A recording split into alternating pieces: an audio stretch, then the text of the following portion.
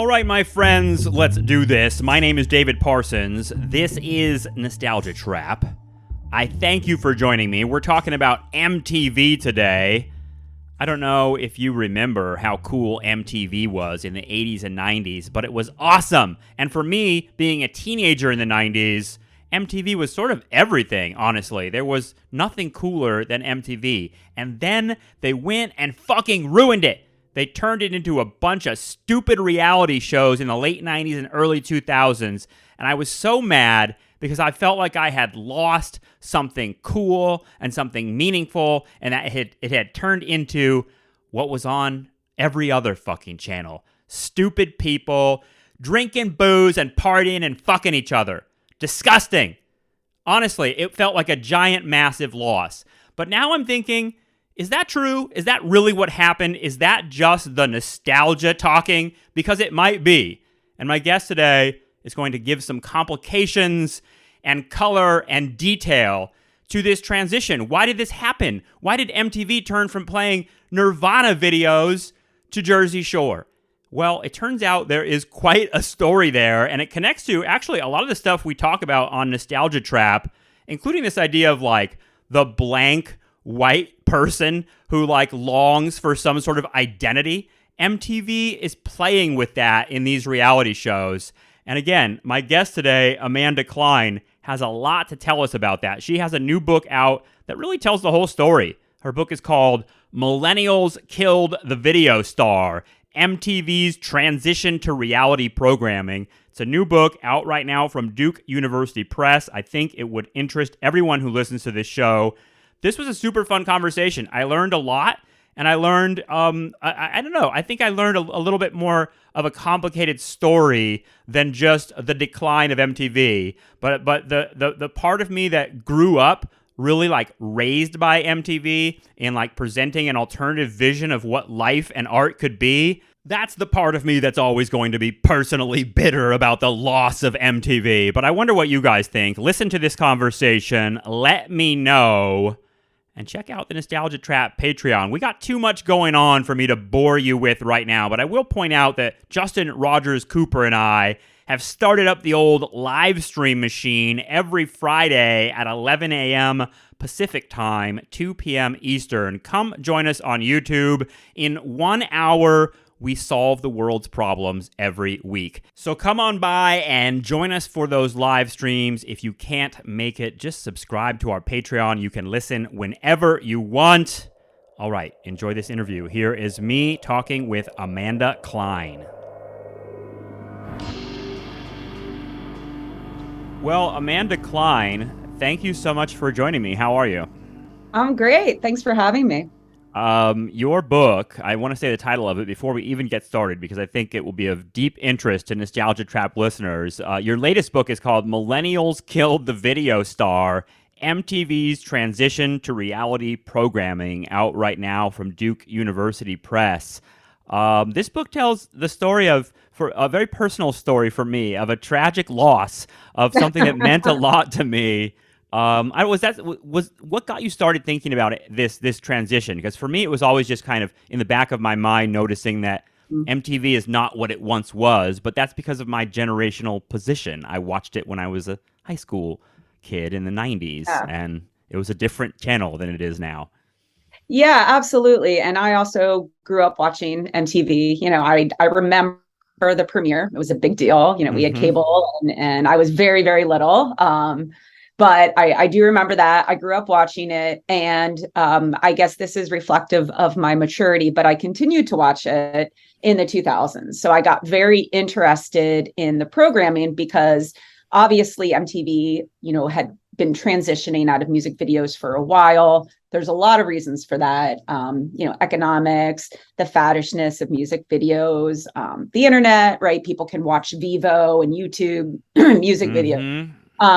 But what was interesting to me is that the programming that was sort of dominating were these like wealthy, white, young 20s, heterosexual girls, and they didn't do anything. They were kind of boring. But I was obsessed with it. I was a grown adult woman with a baby and a job, and I was like watching this, and so I'm like, what's going on here? So that's kind of what got me. And I had written about reality TV prior to that, and I'm also very interested in production cycles. So how, say, in this case, MTV found a winning formula and then created texts that fit within that formula. And so for me, the question was, okay, why does MTV see all of these shows as kind of catering to this demographic, this millennial demographic? So, why is The Hills popular? Why is Jersey Shore about, Italian working class Italian Americans and, or lower middle class Italian Americans? Why was Teen Mom? Why are all these shows, being made? So that's kind of where I got into this book and the writing and thinking about it. Yeah. In that early 2000s period, is that like The Hills? Is that those are the kind of shows you're thinking about, right? Yeah. So basically, the pivot point for MTV really is the late 90s. That's when we get shows like TRL. TRL was sort of, in my opinion, like MTV's last attempt to kind of hold on to music videos as a viable, as content that would draw in its market. And that really worked well because the audience, the target audience, could sort of be a part. Oh, I'm sorry. Let me. You know what? I thought that was my email clicking in, but I've got the same sound, so don't worry about it. I usually turn it off before stuff. So I think what was really useful about TRL for MTV was seeing that the audience liked to be incorporated into the content that they were watching. So they could stand outside the studio with signs. They could be in the studio and maybe the camera would point to them. Yep. They could call in and their voice mattered, right? Their opinion of what the number one video would be mattered. And, this was not MTV's first call-in show, that this has been going on a while, but it was the incorporation of the audience that I think was appealing to millennials who then, start to watch these shows that MTV is putting out, like Rich Girls and Made and True Life. And they're sort of, I think, the precursors to MTV's, going all in on reality TV. And that's when we get The Hills, Laguna Beach, Jersey Shore, Teen Mom, 16 and Pregnant. And then that's when, people are like, oh, MTV's just reality TV now. So I think you see that shift in about 2004. It's interesting to think of TRL as sort of the last blast of MTV being something else, but it's funny because you can feel the evolution happening even on TRL. Because I remember they did contests to see who was going to be the next MTV VJ. Yeah, it was like that dude Jesse that won that contest. I don't know if you remember him, and then Dave Holmes emerged from that contest as well. Yes. Yeah. And it just felt like, okay, well, we can be part of MTV. It kind of reminds me of the rush I got from calling the radio stations when I was younger. Like in the 80s, you could get your voice on the radio station. Yes, absolutely. It's like you can kind of see the wave coming that like we're going to be the content and MTV is going to sort of capitalize on that. I mean, for me, I felt like MTV was just doing what every other network was doing. But it seems like reading your book, there's like a lot of conscious strategies in terms of a different audience. And I'm not sure how to describe it. I mean, one way of thinking about it, I guess, is that The Real World, is a show that kind of started this in some ways. People give Real World, don't think people credit Real World with sort of really popularizing reality TV and all these ideas. And that was a different show than I think of like The Hills and that era, right? Yeah. So there's a few things there. So MTV premieres The Real World in 1992. And at that point, they were definitely losing ratings, as all, TV, networks do. And you adjust and you figure things out. But they were still showing music videos. But what they wanted to do with The Real World was to mimic the success of Beverly Hills 90210.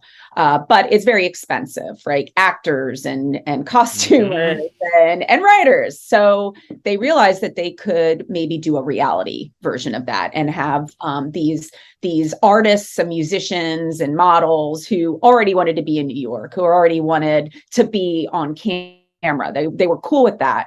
And they were told it was a documentary about artists. And so they agreed to be on The Real World. So even though I think of The Real World as being part of this larger kind of shift in MTV, it's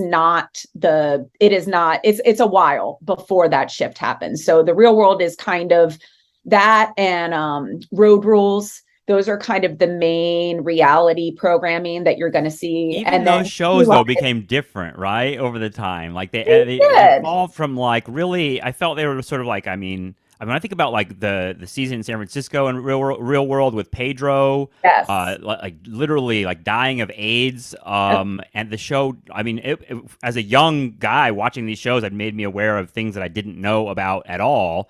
And like, I don't know, I remember feeling like at some point the Real World and Road Rules became just like people in hot tubs, like drinking and partying and sleeping with each other. And that became like the sort of focus of the show, which I don't know, felt like a shift. And it seems like they're aiming at different audiences, generational audiences, right?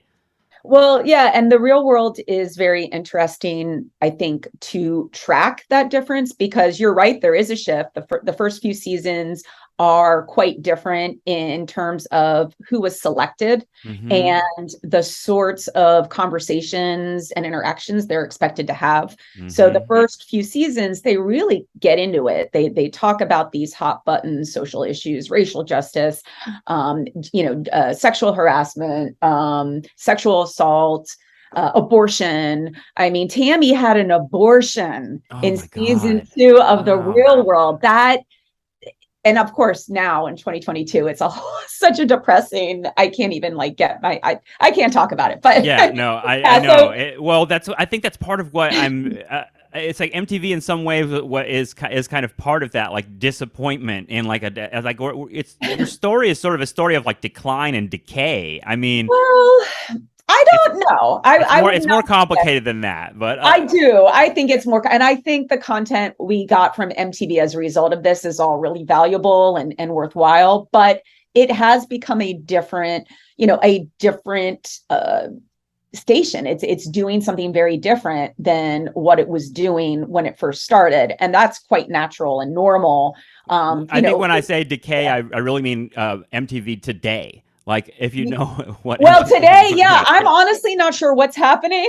I was looking it up. I don't watch it at all. I looked it up, and it was just sort of like understanding that apparently MTV is just one show now, which is just show ridiculousness, which is just sort of like YouTube curated. It's sort of like the logical end point of a little bit of what we're describing here. Yeah, I agree. Well, yeah, and a lot of that content, like things are getting really sort of blurry with digital platforms, because then there's Paramount Plus, and they acquired like the back catalogs from all these different networks, including MTV. So now you can find a lot of those shows, the reality shows, if you go to Paramount Plus. And then they did what kind of feels like a rebooting. They did the Homecoming series for The Real World. So they did New York, they did Los Angeles, and then they did New Orleans. So they skipped a few. They did not do the Pedro season, which I think for good reason. But they did the other 3. Interesting. And so, yeah, so I think there's sort of a new life there. But yeah, I mean, when your market or your audience is always the same age through time, it never, like the Dazed and Confused line, the audience, I get older, they stay the same age. Like that's. What is that age that MTV's aiming at? Like 16 to 22 or something like that? Like, well, they say 12 to 34. So yeah, right around in there. Okay. And so what is it that they're watching? And so for, if you look at The Real World, we kind of are digging into these serious social issues. A lot of that also has to do with what we associate with the genre, right? It's documentary, right? We're documenting lives, and we're going to see what happens when people stop getting real, sort of very lofty aims. And then, the shift that I really see the difference was the Las Vegas season, which was, I want to say like 2002. And things get really just, there's no pretense towards challenging conversations. It's really, you're attractive people, you're going to drink, you're hopefully going to have sex, you're hopefully going to fight. And a lot of that has to do with the shift, or not the shift, but the rise in interest in tabloid culture. So if you recall at that time, and I was a big fan of these, the In Touch, OK, Oh, Us, yeah. Mm-hmm. and they're all still out there, but they're not nearly as popular as they once were. And so reality TV and the tabloids had this really great symbiotic relationship where, they would be like, hey, we're going out to the bar, you should come and film us, and then we'll do something crazy, and then people are going to want to watch the show to see what other crazy stuff we do. And so I think that really it started to be reflected in the kinds of content that were being given. It's a bit more sensational. There's also the Girls Gone Wild effect, I think, where this idea of wildness and craziness is sort of that's the most exciting thing we can kind of think of in this authentic culture. It's drunk people, that's authenticity, right? Lifting up their shirts. And so that's very different from, I think, the early seasons where it was about talking about, racial justice and talking about, your career and how you're trying hard to be good at, modeling or something. It's just different. It's different. And I don't really think one is better or worse. They're just offering very different experiences. I'm being a snobby judge and being and a fan too. In a lot of ways, I kind of aged out, I guess, in some ways. Like and I'm exactly why MTV changed their programming in some way, as I'm sort of like at a certain age where I'm sneering at reality television. But this stuff is so popular. And we had a guest, Rax King, on a while back who talked about Jersey Shore being an important like bonding show between her and her father when her father was sick. And it's a really poignant sort of essay about Jersey Shore, and it made me think about these things in a different way. And your book did too, especially thinking about, you've got this idea of like identity workbooks, this like a concept of identity workbooks, and sort of these shows having a particular ideas about young white people and what they can be. Can you talk a little bit about that? I found that like one of the most fascinating angles on all of this. Oh, great. Yeah. So kind of the overall, in addition to talking about this shift, one of my overall arguments is that for kind of white youth who were always MTV's target audience. I mean, from the very beginning, MTV made it very clear that they wanted white suburban youth. They felt that that was the money market. And also, so, that's why they did kind of the rock music thing for so long and famously did not have Black artists in the rotation, all of those things. So, being, that their audience were these white suburban kids who are growing up at a time when they're sort of being told, the world is colorblind, but at the same time, they're seeing sort of, their peers,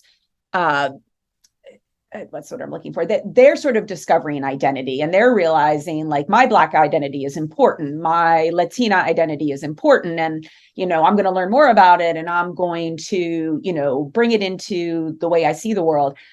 You see, I think white youth going, whoa, well, what am I? Right. Everybody knows they're, I thought we were colorblind, but now everybody's like, and so, I think that's really clear on the real world where, often people of color will speak about their identity and white people are mostly there to like react to it and like either be racist or have a learning moment from it. They're not the people who are talking about their identities. And there's a scene I talk about in my book from Los Angeles where Corey, who's a very young white woman, it has this breakdown because all of her roommates have a very strong grasp of their lineage and ethnicity and racial identities. And she's like, I'm white and I'm nothing. And, it was such a, and I think that's, for me, that was sort of the thesis of MTV's later shows, which is what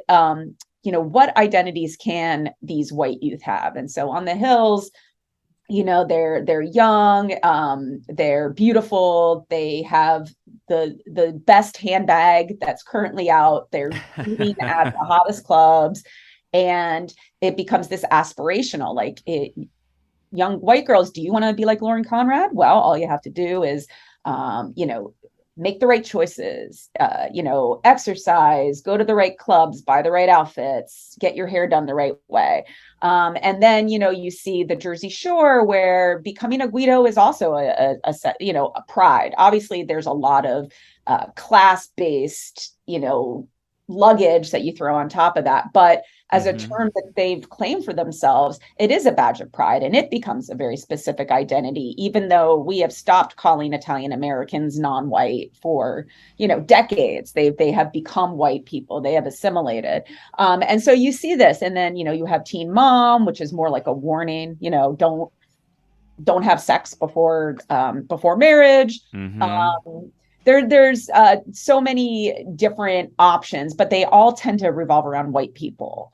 And so if Black people, the perceived blankness of white people, yes, it's so interesting to me. I mean, it resonates with stuff I've read, like histories of cultural histories of the 1970s, where you have like white people searching for identity in some way, yeah. and there's new religions that are being born. We are this, but there's even like the Godfather and people discovering their Italianness, and that sort of thing. Absolutely. And it seems like, I don't know, it's come up on the show several times because I'm definitely one of these people. I remember in high school, we had an assignment in our English class. Our teacher asked us to write about our cultural experience in our family, and I was just like, I have no idea like what our culture is. We just watch Wheel of Fortune and eat pizza, and I mean, we were just kind of like really blank white Americans. That's how I thought of myself. And yeah, you're right. There's almost like a jealousy of like I want an identity too. Yeah, absolutely. And I think that was sort of part, and I think we kind of mainstream culture now has caught up to this idea of whiteness as a race. Part of the idea of whiteness is that it doesn't exist. It's invisible, right? It's the fault, it's the blank. And there's been a project to, the past few decades to say, well, actually whiteness is also a constructed thing. And whiteness is also, a position in society. And now we see a backlash to that, of course, right? People are saying, I don't have white privilege and stop telling me that, about my white privilege. And so, I think that's good though, because there's so many ironies to that. I mean, when you're saying like, well, don't put me in that category of whiteness because I'm also something else, like I'm a Guido. Yeah, right. There's like, I'm not white, I'm country. That's like right. There's a sort of like, there's another show called Buckwild. Is that the one that's sort of like Buckwild's a great example of that. Yeah. So there's a lot of that in the town I come from, which is a pretty dominant white town of like, there's sort of like, I'm like sort of like white trash bumper stickers, like white trash and proud, or like redneck and proud. There's like the country thing is deep here. And it feels in Ventura, California, which is just north of LA. We have this element here that's sort of a country element. People call it Ventucky, which I've never heard that. Yeah. And there's kind of like this keep Ventura country. Some of it has like there's a lot of like really deep, ugly racial implications to a lot of it. When I read that stuff, I always feel that way. But I feel like it kind of latches on to what you're describing here in terms of MTV, like pursuing a strategy that's kind of like about showcasing these different ways to be white in America, I guess. Yeah, absolutely. And I think, this obviously is not just a phenomenon on MTV. There's, I think, social media, of course, played a big role in that, because social media is about, branding yourself. And there's been so much written about this idea of branding online and crafting an identity and things like that. And so MTV, it was very natural to offer the same kinds of ways of viewing the self through its programming that they were getting on Instagram and Twitter. And well, actually Instagram wasn't around then, but Facebook, Twitter, even going back to MySpace, things like that. Wow. God, it's such an evolution. It feels there's a moment. I mean, it even connects to like, I don't know, Joe Rogan and all the sort of like culture of podcasting, and I mean what we're doing right now, the sort of like we're creating content. But I mean, there's a clip. I love this clip on. You can find it on YouTube of the Tom Green show. He was an MTV guy, right? That was my favorite show in college. Oh my God! Yeah, I loved Tom Green. I mean, there was like, this was part of like the edginess of MTV to me too, like Jackass and Tom Green. These other like they were male-driven shows that were like really like pranky. In a weird way, they gave birth to all the stuff that's like so awful of like ridiculousness and whatever TV shows are on MTV now. It got really, I don't know. I feel like a snob when I say like bottom of the barrel or low level, but it seems the production values on that show Ridiculousness are basically just like two frat boys standing there with like backwards baseball caps going, whoa, like whenever like someone falls down. I mean, it's really... it's really bad. Like I am I am familiar. I will say though, I'm going to give Jackass a pass on this because I actually think that they're quite a bit different. Oh, I love Jackass. Yeah. And I think not just because I enjoy what they're doing because I have a very lowbrow sense of humor, but I think genuinely the project of that show is not about look how wild I am. I think Buckwild did a lot of that. Like, look, we're resourceful country boys and we're going to do something crazy and dangerous. And then of course that one lead died on Buckwild. That's right. His truck overturned in the mud. But I feel like with Jackass, and I'm not sure that this could be ever replicated again when they're all finally too injured, to keep going. But there's a genuine camaraderie and spirit of just let's entertain each other that I don't think we see in other shows that have tried to replicate that. And I think they're almost, I would say, the opposite of toxic white masculinity because I feel like it's all self-inflicted and it's all it's rarely about trying to hurt someone else. And it's more about like, what can I do to myself to make everybody else laugh? So I'm glad you said that. I mean, it's almost like a more positive vision of that identity workbook idea. Because for me, I mean, MTV gave me a way to think about being a white guy in ways that could be different. You know what I mean? You don't have to be this like macho douchebag. You could actually be kind of queer or kind of weird. I mean, there were like, I don't know, paths that you could take that MTV offered that were, for me, alternative visions to the type of white male masculinity that surrounded me in the suburbs, which was pretty aggro, Yeah, absolutely. And I think Jackass definitely like feels like it's borderline, like that Woodstock 99 documentary, Yeah, right. It's a thin line. White men gone wild. But I don't know. And I'm sure someone has written about Jackass in this way, but I find it very different. People have talked about kind of the homoeroticism, but it's never, at least in what I have seen, it's always very celebratory. Like they're, it's not like, it's always like they genuinely love being around each other naked. And like, it's just, I don't know. I find them so joyous. Anyway. I agree. It really is a question of like tone, I mean, it's subtle and yeah, the line between that and like Limp Bizkit and Woodstock 99 seems like a blurry line, honestly. It is. I think so. Yeah. But going back to what you were saying about the value in some of this, I really feel, and I think a lot of people have given the real world its due, that it provided a venue for conversations and for individuals to have a platform that was not possible anywhere else on television at that time.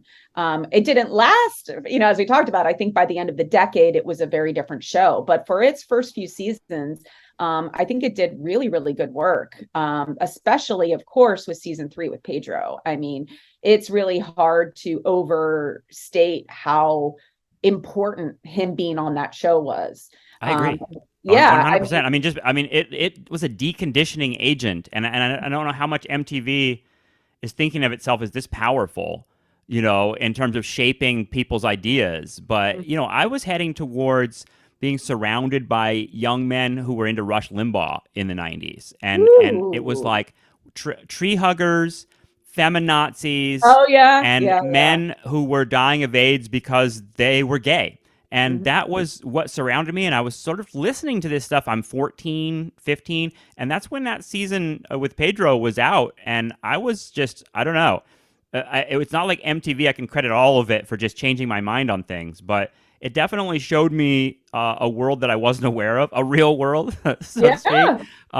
And offered an alternate to the kind of shit that I was being offered by the right wing, which scares me because it's still like that landscape is still there. It's weird to, yes, I've had a lot of conversations about these MTV shows since my book came out, and it's really unnerving because when I was writing the book, I was sort of like, oh, thinking about abortion. Well, that is in the past, and the this right wing stuff, and now the just over time, it's becoming more and more like that environment of the 90s, and in a Mm-hmm. lot of ways far more retrograde, like Totally.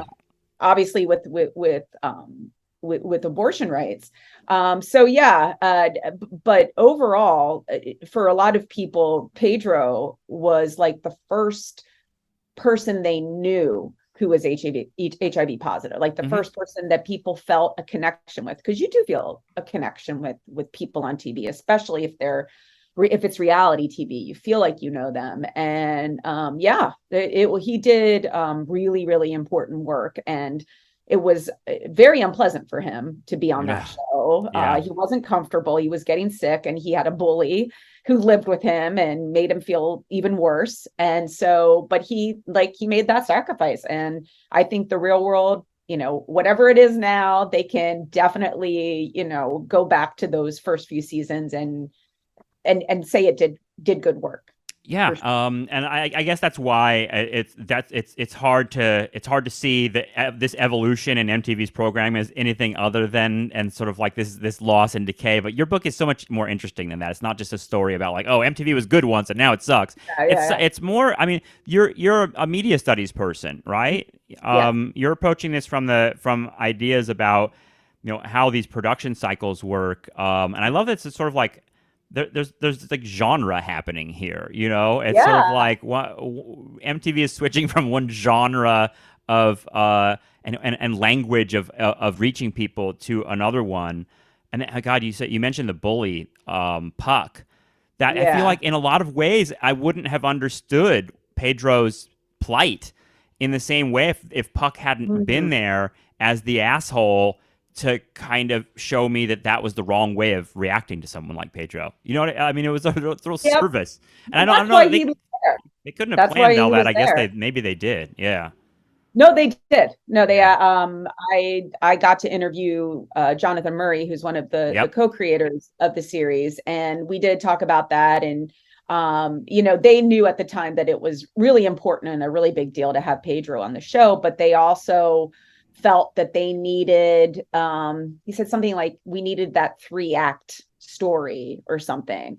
So they knew he was going to be, I don't think they maybe realized how far he would take it. I think today we are like, oh, everyone's a Puck on a reality show, but right. he was sort of new for how much of an asshole he was, I Mm-hmm. think. Mm-hmm. Even, in the 90s, I feel like we tolerated a lot of assholeness. I feel like Mm-hmm. I knew a lot of assholes, but now, like, looking back in hindsight, it's like, no, he was really aggressive to a man who is like dying, like is a really It's bizarre, insane. Yeah. it was a bizarre character. But there was part of me, and I don't know, it was definitely part of the programming too, that was like, well, is Puck cool? Is Puck a cool guy because he's got tattoos? He's kind of like Right. this crust punk bike messenger guy.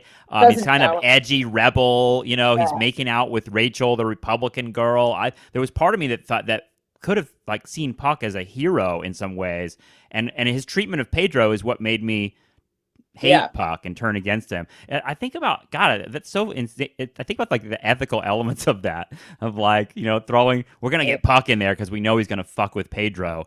It's that there's intense kind of ideas in that. I mean, there's with all of these shows. I mean, with Mm-hmm. all Yeah. reality TV. I mean, I think Teen Mom is a really good example of the Mm. weird ethics, right? Because so many of those women had, first and 16 and pregnant, dealing with the health issues of the kids, and then navigating a relationship, and then having their own mental breakdowns, being in the tabloids, having their kids taken away, and the cameras on them the whole time. So, I mean, there's a treasure chest of ethical problems with these shows.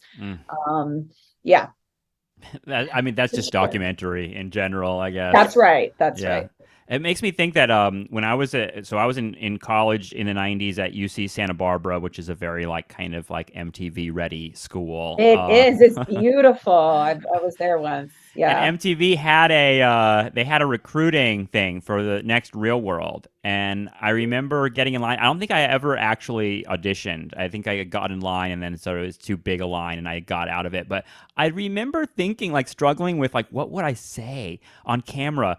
What makes me interesting, And I feel like in a lot of ways I was that blank subject that MTV was looking for, not to be starring on Real World, but instead to be watching this stuff and sort of figuring out who I am through that, because it really challenged me to think who am I? Because MTV is looking for types, They're looking for the conservative girl or the wild rich party guy, or they're looking for, and it was very hard to sort of think about what identity I could be, and it's another element of the interplay between media and identity is so intense here. Yeah.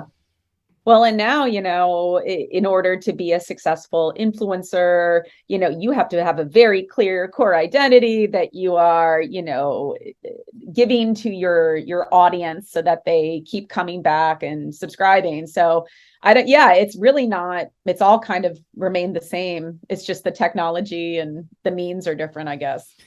Yeah, I mean, technology, I think, is a huge part of this story, obviously. I mean, the Tom Green story I was going to tell was that Tom Green had this, he had a show after the Tom Green show where he was just it was almost like a basic cable thing, or maybe it was an internet show. I think it was an internet show, actually, where he was at a desk doing a Letterman style thing. You know what I'm talking about, right? I do. Yeah. I do. So he had that kind of variety show type thing, and there's a clip of him with Joe Rogan on when Joe Rogan, I think, had hair still. It was the early Joe Rogan when he was just an NBC guy and a comic. He was on Just Shoot Me. News Radio. News Radio. Yeah, News yeah. Radio. Very similar shows. Man, all those shows. That's why I confused them. But anyway, Tom Green has this feature of his show where he brings up his computer and he brings they call a guest, or they have basically in an early Skype thing where they do a shot and drink a beer with just some random person that's watching the show. And Joe Rogan, you can see his eyes lighting up. He's you can see the gears in his mind spinning. He's like, "This is the future, Tom." And Tom's just kind of "Yeah, I'm just playing around." Funny. And I'm always Tom Green should get more credit for being a pioneer when it comes to a lot of this sort of that sort of internet culture. Oh yeah, I think everyone is finally giving Nathan Fielder his due, and I mean all of that is, I think, Tom Green. Same with oh my goodness, Eric Andre. That's right. Yeah, they're both, and I love both of them. But I mean, that's all Tom Green from the 90s. Yeah, the sort of fourth wall breaking. Well, and just going out and making people feel incredibly uncomfortable, and just having that ability to know at any given moment the thing to do that will make a person want to back away from you. Right. Which is a skill that Tom Green really, I feel hammered. Yeah, I mean, there was I think that fourth wall thing was important for me with MTV too, and in the sort of the way it was a subversive channel, or at least it had the appearance of. I know that it's just a big money capitalist media, always, but that stuff worked on me in the way you talk about the opening of MTV and these commercial spots where the dad gets really upset and wants to smash the TV because the kid's watching MTV. They really hammered home that if you're a kid, this is dangerous to be watching this. And your parents don't want you to be watching this. And there's something rebellious about watching this, that's like counter to the values of mainstream society. I guess it's kind of absurd to think that I accepted any of that, but I was really young, and that's how they sold it. It was different though. I mean, and so that's another thing I talk about early in the book is how there hadn't really been programming made specifically for teenagers and youth audiences on TV. So, we'd gotten it with movies, obviously with music, but with TV, it had generally been for all ages, or specifically children's programming. And so the first twinkle of it was, other than say American Bandstand, so kind of those, music-based shows. There were the after-school specials of the 70s, which I love this history you do in your book. You do a little history of this kind of early engagement with youth.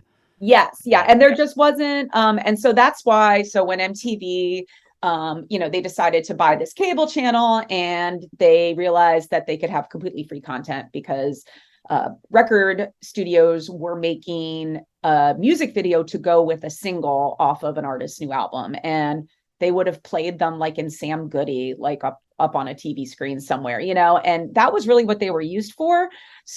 So they were like, yeah, take these. So that was their content. But then once they had that, it became this place where they were very open to weird, unusual, edgy content. So I don't think you were being duped. I think it was edgy. I mean, music videos were edgy. They were doing really amazing, interesting, audiovisual techniques with music videos that influence, TV and movies. And, there was plenty that was edgy about it.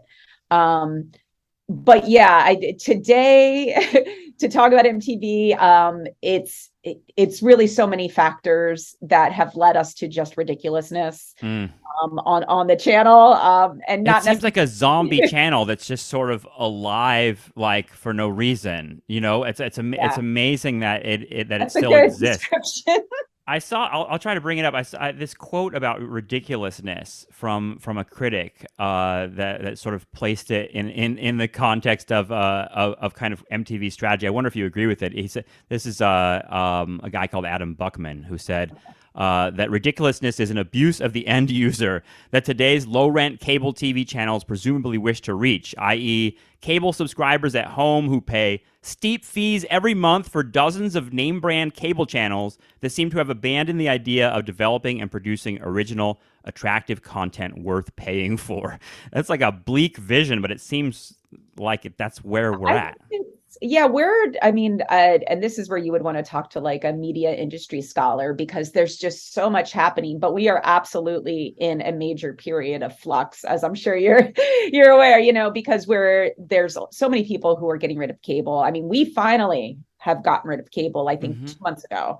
And we're just doing all streaming platforms, and it's actually really expensive right now because nothing is really bundled. I think like ESPN, Hulu, and Disney Plus currently are bundled, so we're doing that. But so I think that idea of the zombie cable channel is not too far off. And what is that going to look like in 2 years, 5 years?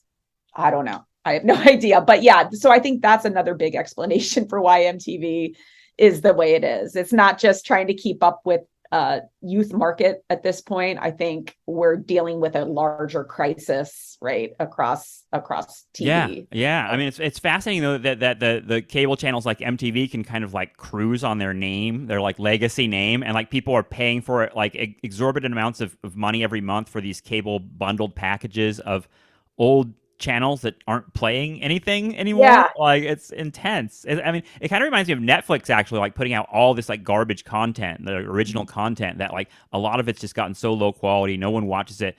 And I think I think the dirty secret is that people want to watch on streaming platforms a lot of like 90s movies and like stuff with big stars in it, and not necessarily just this, I don't know, a lot of like ridiculousness stuff like that just feels like placeholders. It doesn't feel like it doesn't feel like they care, No, like about like MTV cared about me in the 90s. Yes.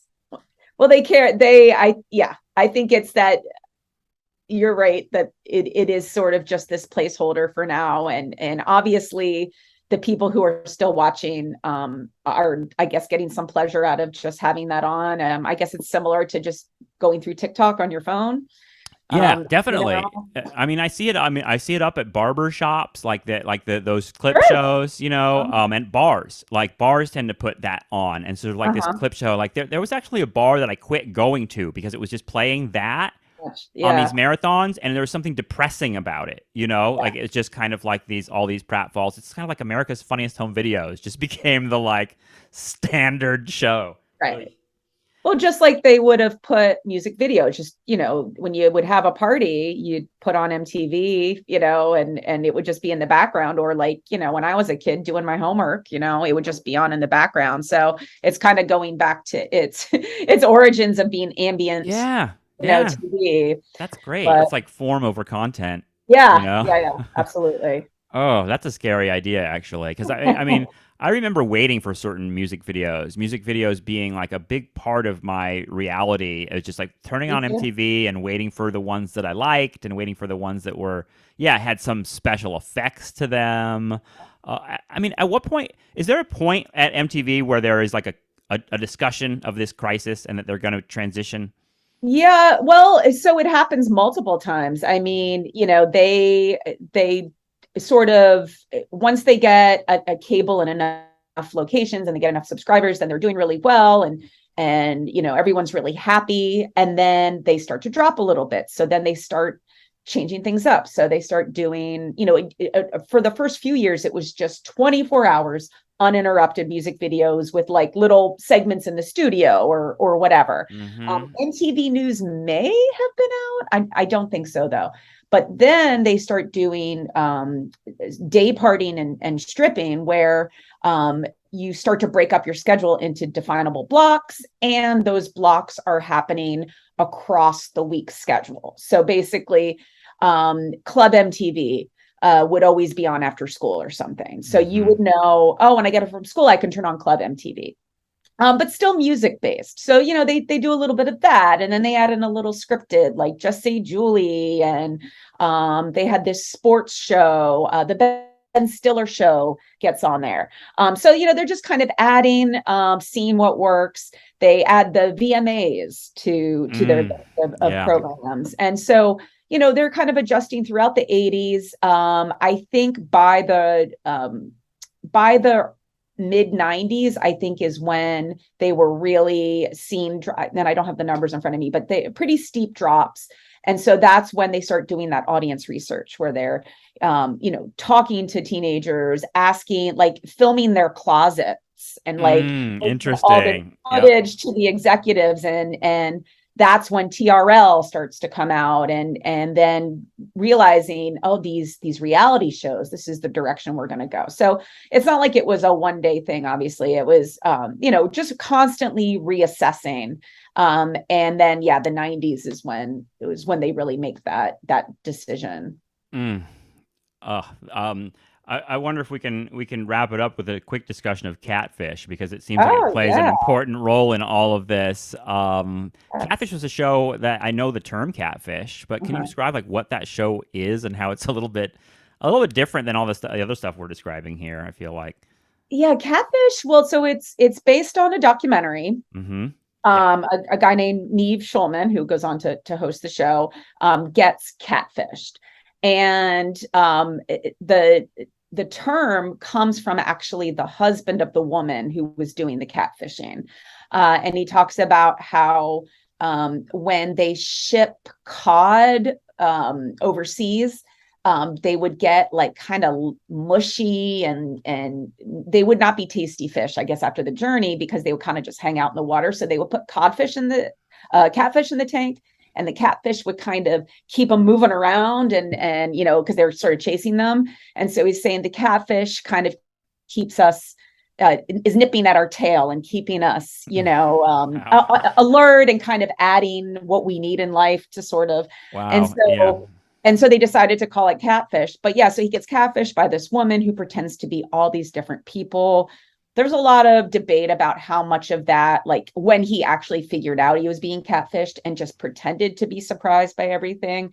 but it doesn't matter because it's a wild story. Like the woman was definitely doing it. She was playing all these roles. So then MTV decides to go ahead and make a reality series where people would write into the show and say, I've been talking to this girl for 6 months. We're in love, but I've never met her. I don't know if she is who she says she is. And then they investigate it, which is brilliant because their target audience are all, in the throes of, they're all single, right?